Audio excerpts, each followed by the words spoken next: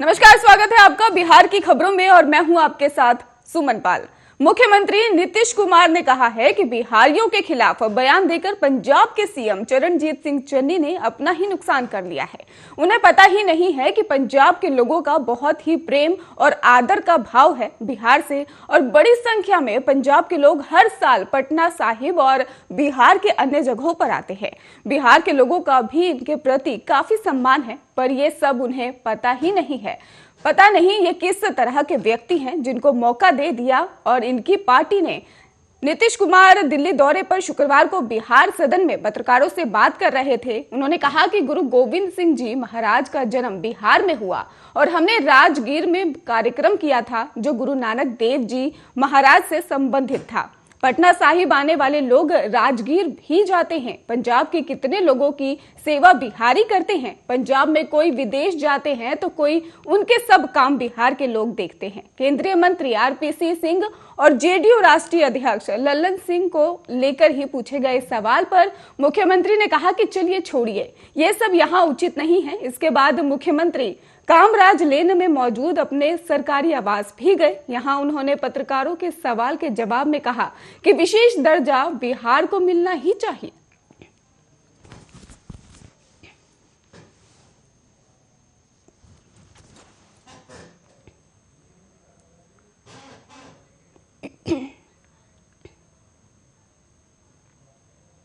रांची के रिम्स में भर्ती राष्ट्रीय जनता दल प्रमुख लालू प्रसाद यादव के अस्पताल वार्ड में दरबार लगाने की खबरों के सोशल मीडिया पर प्रसारित होने के बाद से ही जेल प्रशासन ने अब कड़ा रुख अपना लिया है और उनके दरबार पर तत्काल प्रभाव से रोक लगा दी है। अब सिर्फ शनिवार को लालू यादव की सहमति से ही उनसे मिलने की अनुमति दी जाएगी।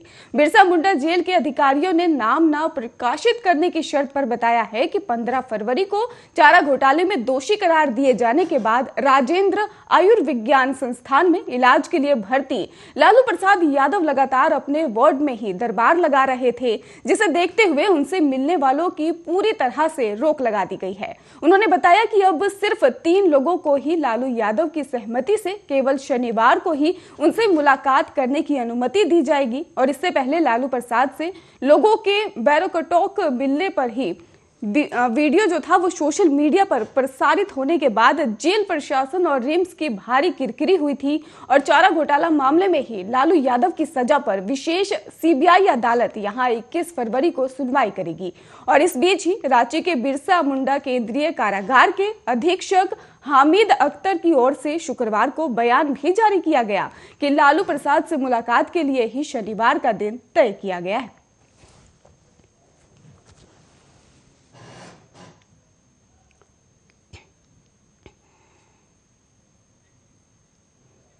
प्रदेश के दरभंगा और गया की घटना से जाप सुप्रीमो पप्पू यादव बेहद आक्रोशित हैं और गुस्से का आलम यह है कि सत्ता पक्ष पर लेकर विपक्ष के नेताओं को ही उन्होंने नकारा कह दिया है और इसके साथ ही साथ उन्होंने ऐसे शब्द का प्रयोग किया जो आपको बता दें कि ये जानकारी उन्होंने दी है कि पप्पू यादव ने बिहार विधानसभा के अध्यक्ष विजय कुमार सिन्हा और बीजेपी के प्रदेश अध्यक्ष संजय जायसवाल को कायर, कमजोर और नकारा करार देते हुए कहा है कि दोनों हल्ला कर रहे हैं और पुलिस प्रशासन उनकी नहीं सुनता है।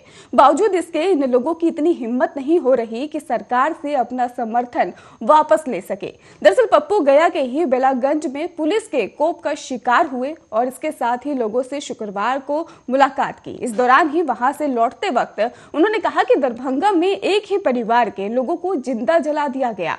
यहाँ बहुत शर्मनाक घटना हुई है और दूसरी ओर गया की घटना तालिबानी हुकूमत की याद दिलाने वाली है। इन दोनों घटनाओं ने बिहार को शर्मसार कर दिया है। महिलाओं और बुजुर्गों को हाथ पैर बांधकर घंटों रखा गया।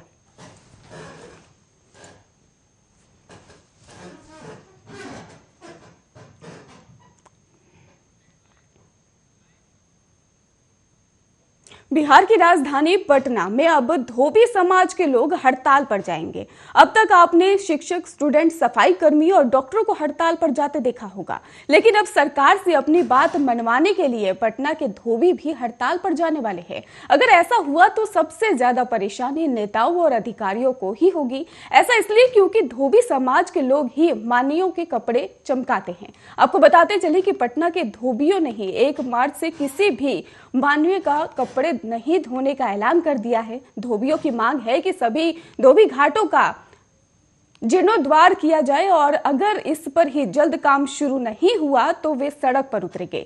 धोबी घाट संघ के ही महासचिव ने चेतावनी दी है कि इस महीने के अंत तक धोबी घाटों के जीर्णोद्वार का ही काम शुरू किया जाना चाहिए, नहीं तो 1 मार्च से ही मुख्यमंत्री सभी मंत्री और सभी सांसदों, सभी विधायकों और सभी पार्षदों के अलावा सभी प्रशासनिक अधिकारियों के कपड़े धोना बंद कर देंगे। अगर हड़ताल से बात नहीं बनी तो बिहार विधानसभा के चालू सत्र अवधि में ही विधानसभा का घेराव भी किया जाएगा।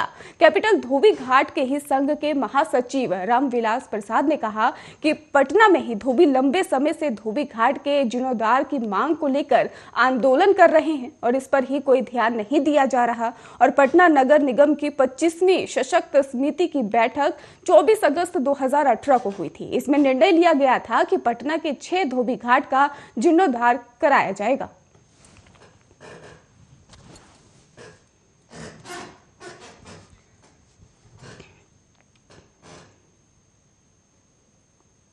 लोकसभा स्पीकर आपको बता दें ओम बिरला ने ही बृहस्पतिवार को कहा है कि संसद और राज्य विधान मंडलों को ही प्रभावी बनाए रखने के लिए आवश्यक है कि जनप्रतिनिधियों लोगों की समस्याओं के प्रति संवेदनशील रहें और विधायी तरीकों से ही उनका आकांक्षाओं का ही पूरा करने के लिए काम करें। विधानसभा भवन शताब्दी समारोह में लोकसभा अध्यक्ष ने कहा कि जनप्रतिनिधियों को सुनिश्चित करना चाहिए कि लोगों की आकांक्षाएं पूरी हो और कल्याणकारी योजनाओं का लाभ समाज के अंतिम पायदान में खड़े व्यक्ति को ही मिल सके, ताकि समाज में ही सकारात्मक सामाजिक और आर्थिक बदलाव आ सके।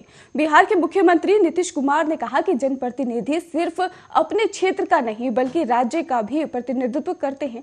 लोकसभा अध्यक्ष बिरला ने कहा कि आज आजादी का अमृत महोत्सव मनाते हुए हमें अपने देश और लोकतंत्र को और मजबूत बनाने के लिए समय को ही प्रतिबंध करने की जरूरत है। और इसके साथ ही भारत में बहुदलीय संसदीय प्रणाली है और सरकारें आती जाती रहती हैं, लेकिन सत्ता में जो भी दल हो उसे लोकतंत्र को मजबूत बनाने की दिशा में सकारात्मक तरीके से काम करना चाहिए। लोकतांत्रिक देश में ही सदन की शुचिता सदस्यों और व्यवहार से ही जुड़ी होती है, इसलिए इसे बनाए रखना सभी सदस्यों की जिम्मेदारी बनती है। सदन चर्चा में ही बातचीत के दौरान ही योजनाबद्ध विघटन इसको लेकर भी नहीं है और बिहार विधानसभा जनोन्मुखी हो रहा है और इसमें लोगों की भागीदारी बढ़ रही है।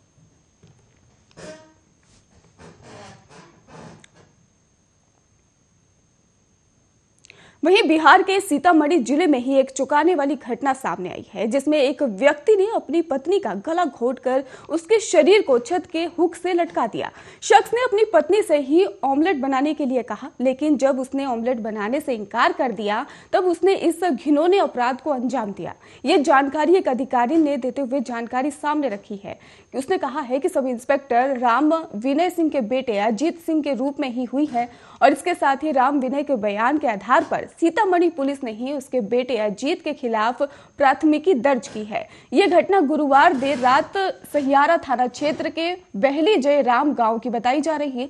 हालांकि आरोपी फिलहाल फरार भी बताया जा रहा है। इंस्पेक्टर राम विनय सिंह ने कहा कि मेरा बेटा शराबी है। वो गुरुवार शाम को ही शराब के नशे में घर आया था और उसने बाजार से अंडे भी खरीदे थे। हालांकि जब उसने अपनी पत्नी नीतू सिंह से ही ऑमलेट बनाने के लिए कहा तो उसने मना कर दिया। उसके मना करने पर वो गुस्सा हो गया और गुरुवार को रसोई में ही मांसाहारी भोजन नहीं बनाया जा सकता, ऐसा उसकी पत्नी ने कहा था और इसके कारण ही आपस में उन दोनों में कहासुनी होने लगी, जिसके बाद वारदात को अंजाम दिया गया।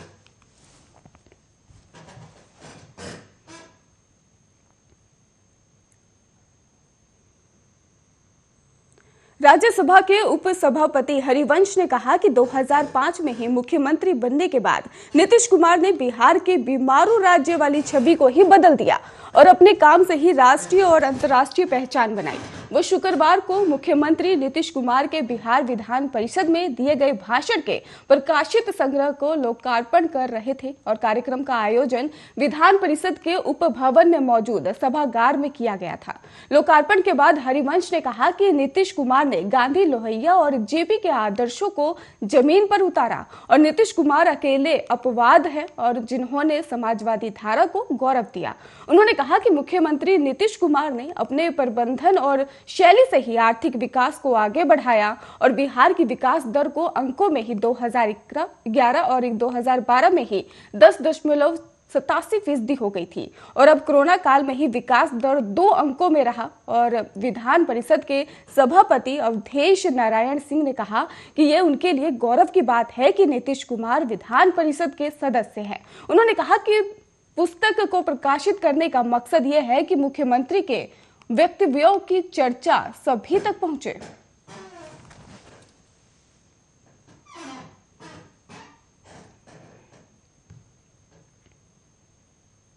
वहीं रेलवे समय समय पर नए नए प्रयोग करता रहता है। इसी क्रम में ही रेलवे जल्द ही डबल डेकर ट्रेनें चलाने जा रहा है। दरअसल लंबी दूरी से सफर को ही आरामदायक बनाने के लिए भारतीय रेल ने यह फैसला किया है। जानकारी के अनुसार इन ट्रेनों में कुछ ऐसे कोच भी होंगे जिसमें नीचे माल ढुलाई और ऊपर सवारी की सुविधा दी जाएगी। इसको लेकर ईस्ट सेंट्रल रेलवे और ईस्टर्न रेलवे ने ही रेलवे बोर्ड और नई दिल्ली को प्रस्ताव भेजा है। जानकारी के अनुसार कहा जा रहा है कि इस फैसले को मंजूरी मिलते ही पहली खेप में ही एक नई रैक बिहार और पश्चिम बंगाल को मिलेगी।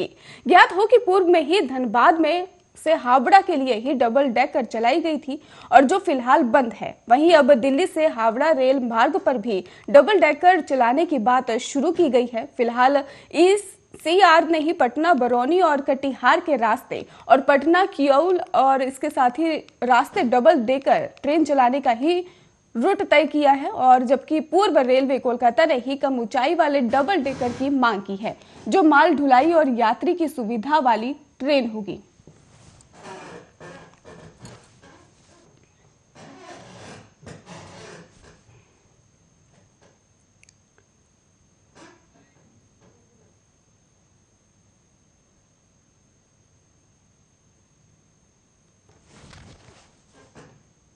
बिहार में कोरोना के कुल मरीजों में 1/4 अकेले पटना में मिल रहे हैं। राज्य के 13 जिलों में ही कोई नया कोविड संक्रमण मरीज नहीं मिला है, जबकि पश्चिम चंपारण में भी मामले पटना के बाद सबसे आगे बताए जा रहे हैं।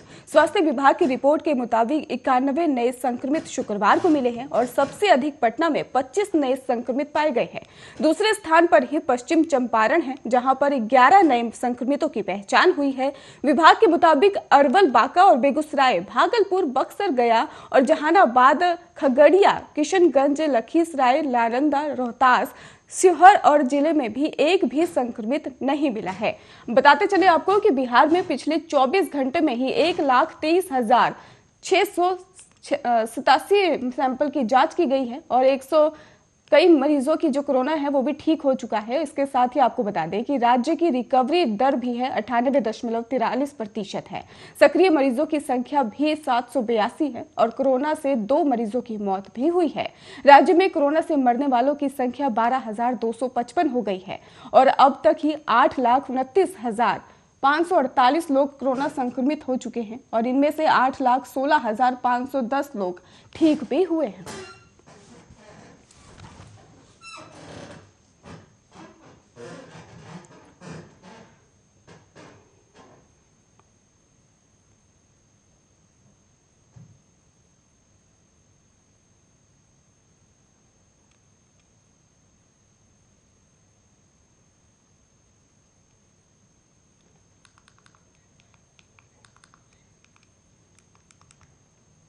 मराठा साम्राज्य के संस्थापक महान योद्धा छत्रपति शिवाजी महाराज की आज 392वीं जयंती है और शिवाजी के जयंती को बड़े पैमाने पर ही महाराष्ट्र में शिव जयंती के रूप में मनाया जाता है। देखिए इस अवसर पर खास रिपोर्ट।